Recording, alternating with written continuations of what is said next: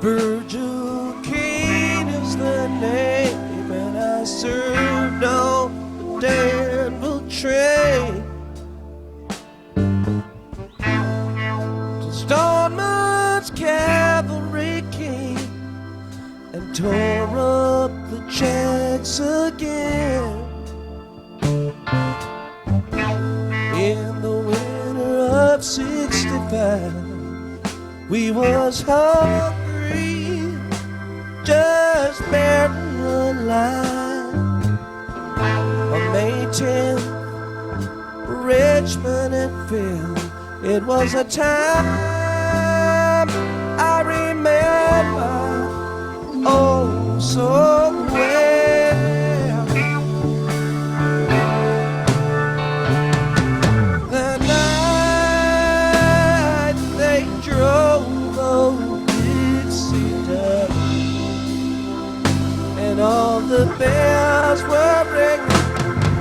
The night they drove old Dixie down, and all the people were singing.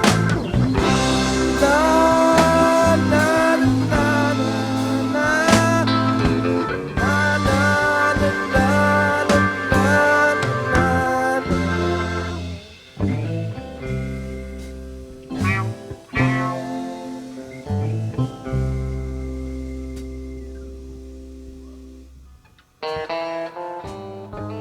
with my wife in Tennessee. One day she called for me. Virgil, quick, come see. There goes Robert E. Lee.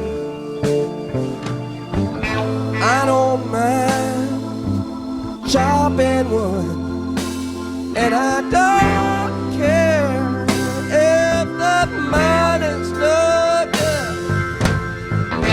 Take what you need and leave the rest. They should never have taken the very best.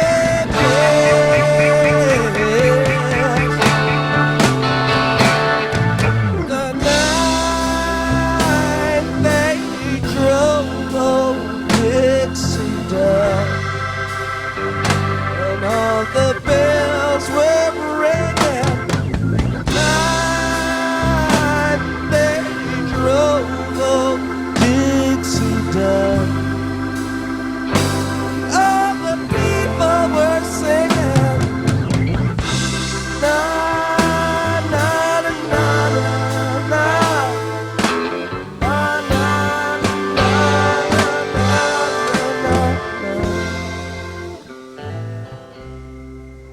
Chapter 4, We Agnostics. In the preceding chapters, you have learned something of alcoholism. We hope we have made clear the distinction between the alcoholic and the non-alcoholic. If, when you honestly want to, you find you cannot quit entirely, or if, when drinking, you have little control over the amount you take, you are probably alcoholic. If that be the case, you may be suffering from an illness which only a spiritual experience will conquer. To one who feels he is an atheist or agnostic, such an experience seems impossible. But to continue as he is means disaster, especially if he is an alcoholic of the hopeless variety. To be doomed to an alcoholic death or to live on a spiritual basis are not always easy alternatives to face. But it isn't so difficult. About half our original fellowship were of exactly that type. At first, some of us tried to avoid the issue, hoping against hope we were not true alcoholics. But after a while, we had to face the fact that we must find a spiritual basis of life, or health. Perhaps it's going to be that way with you. But cheer up. Something like half of us thought we were atheists or agnostics. Our experience shows that you need not be disconcerted. If a mere code of morals or a better philosophy of life were sufficient to overcome alcoholism, many of us would have recovered long ago. But we found that such codes and philosophies did not save us, no matter how much we tried.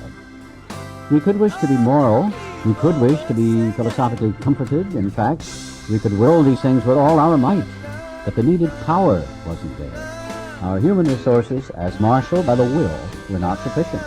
They failed utterly. Lack of power. That was our dilemma. We had to find a power by which we could live, and it had to be a power greater than ourselves. Obviously. But where and how were we to find this power? Well, that's exactly what this book is about. Its main object is to enable you to find a power greater than yourself, which will solve your problem. That means we have written a book which we believe to be spiritual as well as moral. And it means, of course, that we are going to talk about God. Here, difficulty arises with agnostics. Many times we talk to a new man and watch his hope rise as we discuss his alcoholic problems and explain our fellowship. But his face falls when we speak of spiritual matters, especially when we mention God, or we have reopened a subject which our man thought he had neatly evaded or entirely ignored. We know how he feels. We have shared his honest doubt and prejudice. Some of us have been violently anti-religious. To others, the word God brought up a particular idea of him with which someone had tried to impress him during childhood. Perhaps we rejected this particular conception because it seemed inadequate. With that rejection, we imagined we had abandoned the God idea entirely. We were bothered with the thought that faith and dependence upon a power beyond ourselves was somewhat weak, even cowardly. We looked upon this world of warring individuals, warring theological systems, and inexplicable calamity with deep skepticism. We looked askance at many individuals who claimed to be godly. How could a supreme being have anything to do with it all? And who could comprehend a supreme being anyhow? Yet in other moments we found ourselves thinking, when enchanted by a starlit night, who then made all this? There was a feeling of awe and wonder, but it was fleeting and soon lost. Yes, we of agnostic temperament have had these thoughts and experiences. Let us make haste to reassure you.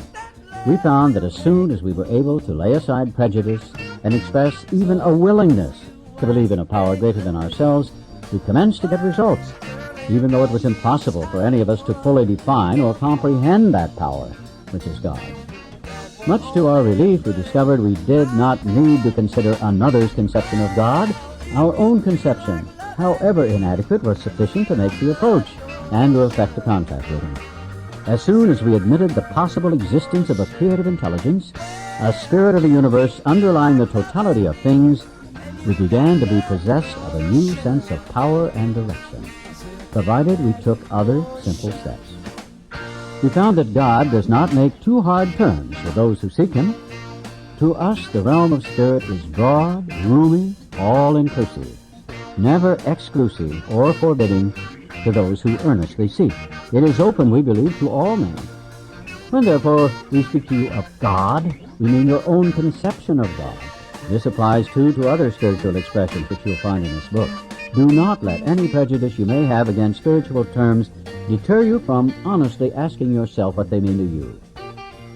At the start, this was all we needed to commence spiritual growth, to effect our first conscious relation with God as we understood him. Afterward, we found ourselves accepting many things which then seemed entirely out of reach. That was growth. But if we wished to grow, we had to begin somewhere. So we used our own conception, however limited it was. We needed to ask ourselves but one short question. Do I now believe, or am I even willing to believe that there is a power greater than myself? As soon as a man can say that he does believe, or is willing to believe, we emphatically assure him that he is on his way. It has been repeatedly proven among us that upon this simple cornerstone, a wonderfully effective spiritual structure can be built.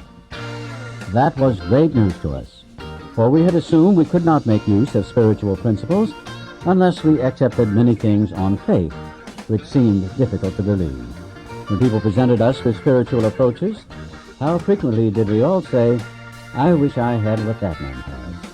I'm sure it would work if I could only believe as he believed, but I cannot accept as surely true the many articles of faith which are so plain to him."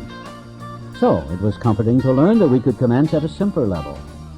Besides a seeming inability to accept much on faith, we often found ourselves handicapped by obstinacy, sensitiveness, and unreasoning prejudice. Many of us have been so touchy that even casual reference to spiritual things made us bristle with antagonism. This sort of thinking had to be abandoned. Though some of us resisted, we found no great difficulty in casting aside such feelings.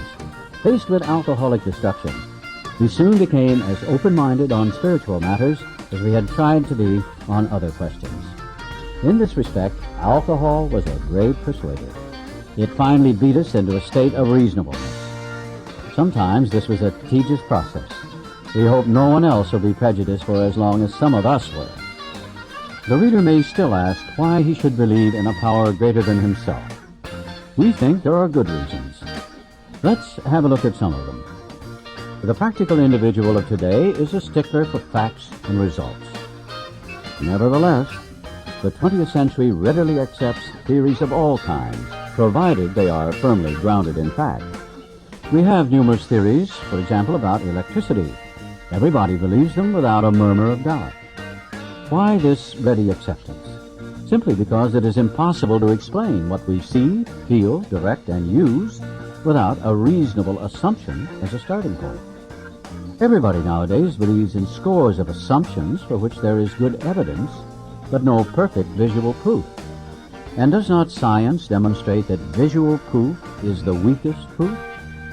It is being constantly revealed as mankind studies the material world that outward appearances are not inward reality at all. To illustrate, the prosaic steel girder is a mass of electrons whirling around each other at incredible speed. These tiny bodies are governed by precise laws, and these laws hold true throughout the material world. Science tells us so. We have no reason to doubt it. When, however, the perfectly logical assumption is suggested that underneath the material world and life as we see it, there is an all-powerful, guiding, creative intelligence, right there, our perverse streak comes to the surface, and we laboriously set out to convince ourselves it isn't so. We read wordy books and indulge in windy arguments, thinking we believe this universe needs no God to explain it. Were our contentions true, it would follow that life originated out of nothing, means nothing, and proceeds nowhere. Instead of regarding ourselves as intelligent agents, spearheads of God's ever-advancing creation, we agnostics and atheists chose to believe that our human intelligence was the last word, the Alpha and the Omega, the beginning and end of all. Rather vain of us, wasn't it? We who have traveled this dubious path beg you to lay aside prejudice, even against organized religion. We have learned that whatever the human frailties of various faiths may be, those faiths have given purpose and direction to millions. People of faith have a logical idea of what life is all about. Actually, we used to have no reasonable conception whatever. We used to amuse ourselves by cynically dissecting spiritual beliefs and practices when we might have observed that many spiritually minded persons of all races, colors, and creeds were demonstrating a degree of stability, happiness, and usefulness which we should have sought ourselves. Instead, we looked at the human defects of these people and sometimes used their shortcomings as a basis of wholesale condemnation. We talked of intolerance while we were intolerant ourselves. We missed the reality and the beauty of the forest because we were diverted by the ugliness of some of its trees. We never gave the spiritual side of life a fair hearing. In our personal stories, you will find a wide variation in the way each teller approaches and conceives of the power which is greater than himself. Whether we agree with a particular approach or conception seems to make little difference. Experience has taught us that these are matters about which, for our purpose, we need not be worried. They are questions for each individual to settle for himself. On one proposition, however, these men and women are strikingly agreed.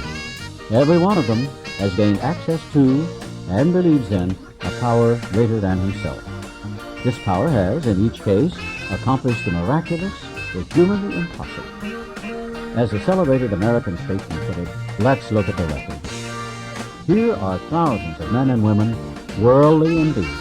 They flatly declare that since they have come to believe in a power greater than themselves, to take a certain attitude toward that power, and to do certain simple things, there has been a revolutionary change in their way of living and thinking. In the face of collapse and despair, in the face of the total failure of their human resources, they found that a new power, peace, happiness, and sense of direction flowed into them. This happened soon after they wholeheartedly met a few simple requirements. Once confused and baffled by the seeming futility of existence, they show the underlying reasons why they were making heavy going of life. Leaving aside the drink question, they tell why living was so unsatisfactory. They show how the change came over them. When many hundreds of people are able to say that the consciousness of the presence of God is today the most important fact of their lives, they present a powerful reason why one should have faith.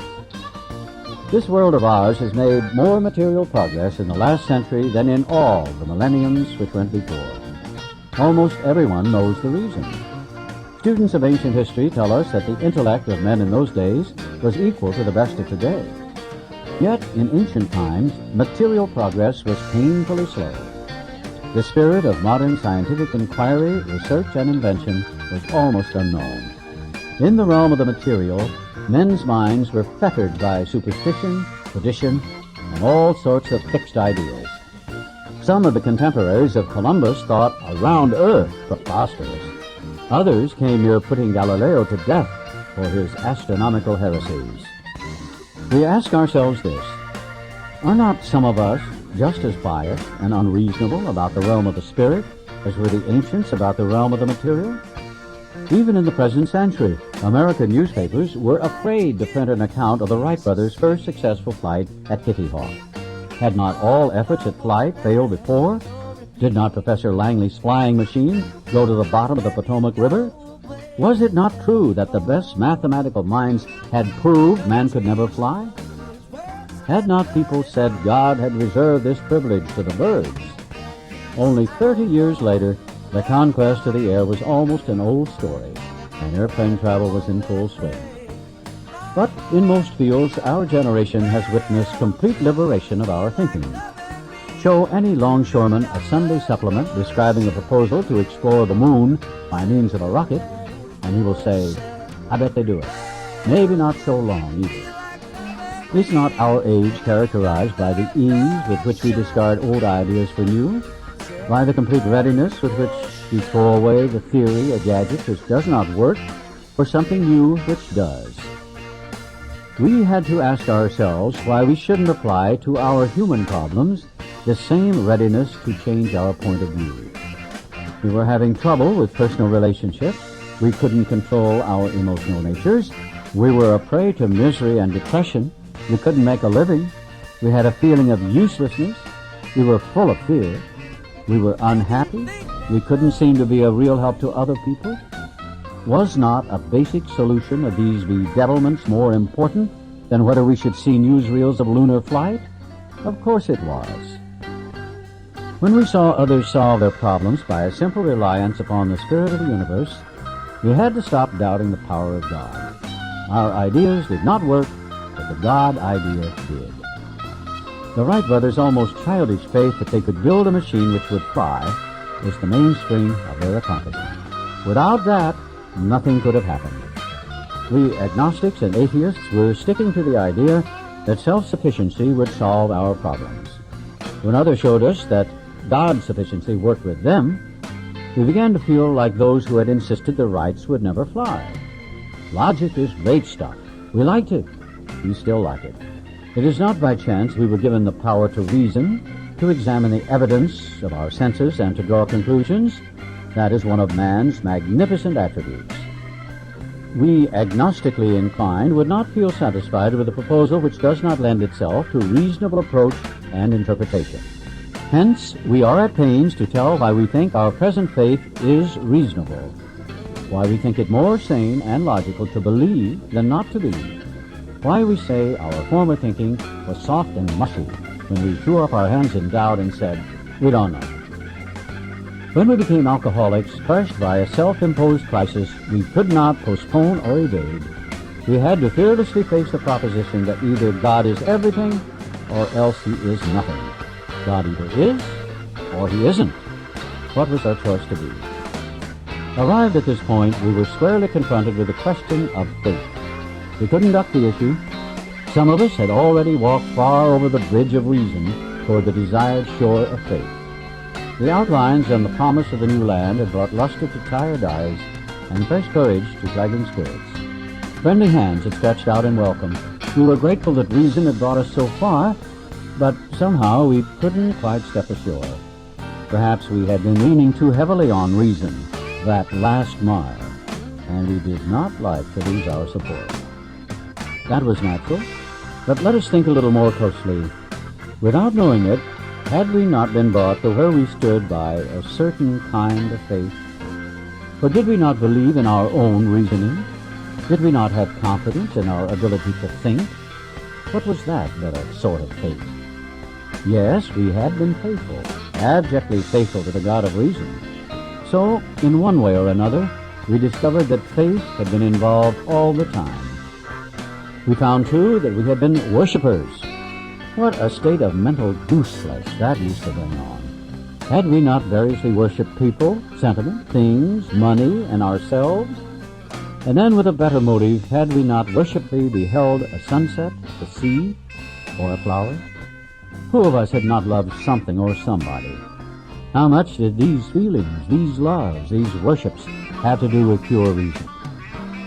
Little or nothing, we saw at last. Were not these things the tissue out of which our lives were constructed? Did not these feelings, after all, determine the course of our existence? It was impossible to say we had no capacity for faith or love or worship. In one form or another, we had been living by faith and little else. Imagine life without faith. Were nothing left but pure reason, it wouldn't be life. But we believed in life. Of course we did. We could not prove life in the sense that you can prove a straight line is the shortest distance between 2 points, and yet there it was. Could we still say the whole thing was nothing but a mass of electrons, created out of nothing, meaning nothing, whirling on to a destiny of nothingness? Of course we couldn't. The electrons themselves seemed more intelligent than that. At least, so the chemist said.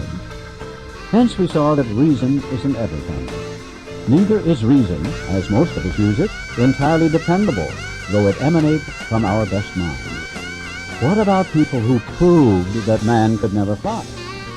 Yet we had been seeing another kind of flight, a spiritual liberation from this world. People who rose above their problems. They said God made these things possible, and we only smiled.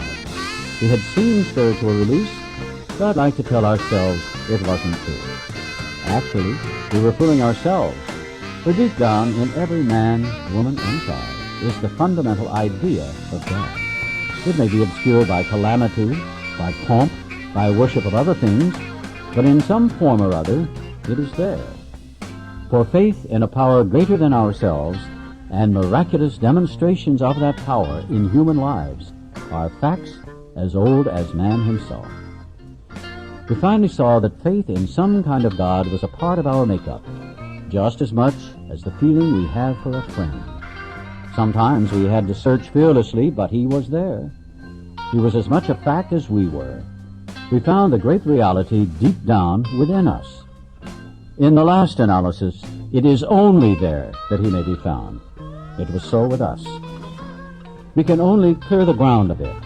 If our testimony helps sweep away prejudice, enables you to think honestly, encourages you to search diligently within yourself, then, if you wish, you can join us on the broad highway. With this attitude, you cannot fail. The consciousness of your belief is sure to come to you.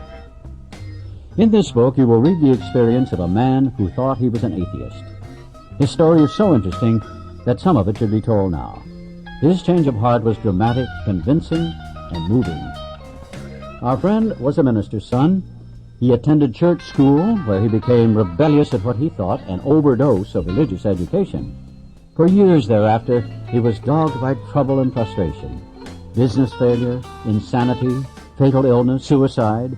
These calamities in his immediate family embittered and depressed him. Post-war disillusionment, ever more serious alcoholism, impending mental and physical collapse brought him to the point of self-destruction. One night, when confined in a hospital, he was approached by an alcoholic who had known a spiritual experience. Our friend's gorge rose as he bitterly cried out, "If there is a God, he certainly hasn't done anything for me." But later, alone in his room, he asked himself this question: Is it possible that all the religious people I have known are wrong? While pondering the answer, he felt as though he lived in hell. Then, like a thunderbolt, a great thought came. It crowded out all else. Who are you to say there is no God? This man recounts that he tumbled out of bed to his knees. In a few seconds, he was overwhelmed by a conviction of the presence of God. It poured over and through him with the certainty and majesty of a great tide at flood. The barriers he had built through the years were swept away. He stood in the presence of infinite power and love. He had stepped from bridge to shore. For the first time, he lived in conscious companionship with his Creator. Thus was our friend's cornerstone fixed in place. No later vicissitude has shaken it. His alcoholic problem was taken away. That very night, years ago, it disappeared. Save for a few brief moments of temptation, the thought of drink has never returned. And at such times a great revulsion has risen up in him. Seemingly he could not drink even if he would. God had restored his sanity. What is this but a miracle of healing? Yet its elements are simple. Circumstances made him willing to believe. He humbly offered himself to his Maker. Then he knew. Even so has God restored us all to our right minds. To this man, the revelation was sudden. Some of us go into it more slowly. But he has come to all who have honestly sought him. When we drew near to him, he disclosed himself to us.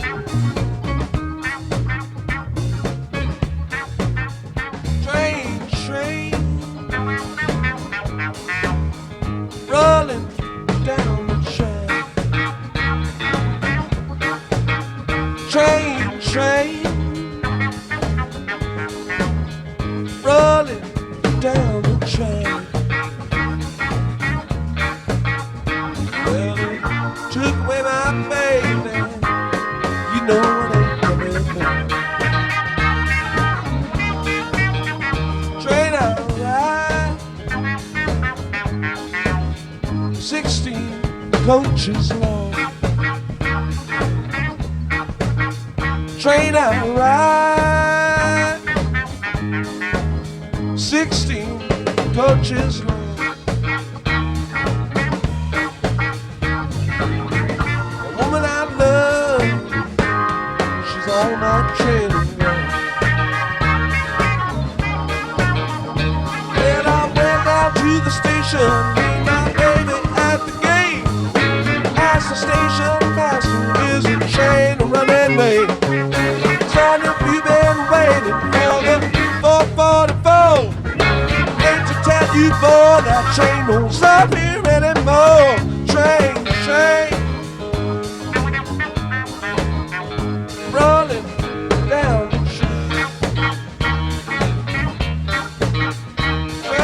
train,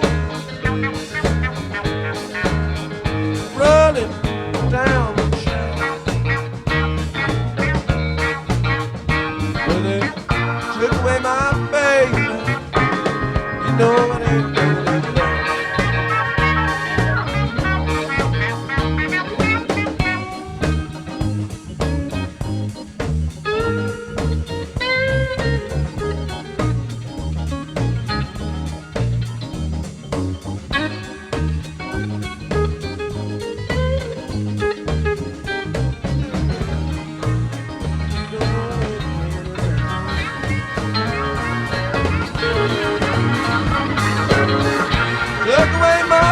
You know it ain't bringing